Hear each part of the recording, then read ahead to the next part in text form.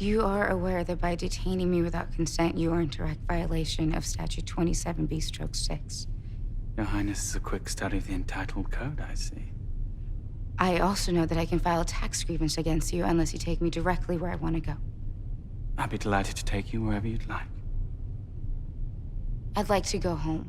What makes her amazing is she's not a superhero. She has no superpowers. She wasn't born with any magic. She's just your average day girl whose DNA happens to have a purpose bigger than her own. And I think that that's what drew me to it, was that she was just a kick-ass person who just so happens to be a girl. And so many times women are the damsel in distresses in these movies and men have to come and save them. And in this case, she goes tit for tat. Once she figures out what is happening, she finds her own place. Our ride's here. You ready? Ready to walk out of a 100-story window with you in your gravity boots onto an invisible This might spaceship. make it easy. I mean, it definitely doesn't feel easy. It's not the same as like walking on and doing like a walk and talk down, you know, a New York street, and you're like, well, that was good for that day. Here, you go from unit to unit to unit to unit, and you're just constantly jumping around and, you know, trying to make a story make sense versus just doing it something, you know. I do have a great stunt double, I will say, who perfects these things. I mean, there are times when there were accidents. At one point, I almost flew into a camera going like 70 miles an hour and Channing kicked the camera out of it. I mean, there are times when things just don't always work out. He did. He actually, at one point, did save my life. I mean, I wasn't gonna die, but I definitely was gonna be a little hurt. How's that?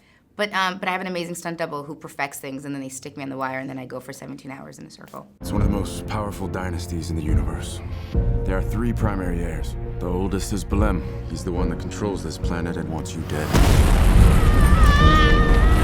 I think like the highbrow version of this has to do with human consumption and how we as a society take, constantly taking and having the assumption that we deserve all this. And so that kind of mirrors the grander scope of the film where the people outside of Earth also want to take it. And so it kind of like what justifies what and what has more relevance and why is one wrong and the other one right. But that's, I think, in the grand scheme of things. You are royalty now. I'm a splice. You don't understand what that means, but I have more in common with a dog than I have with you. I love dogs. I've always loved dogs.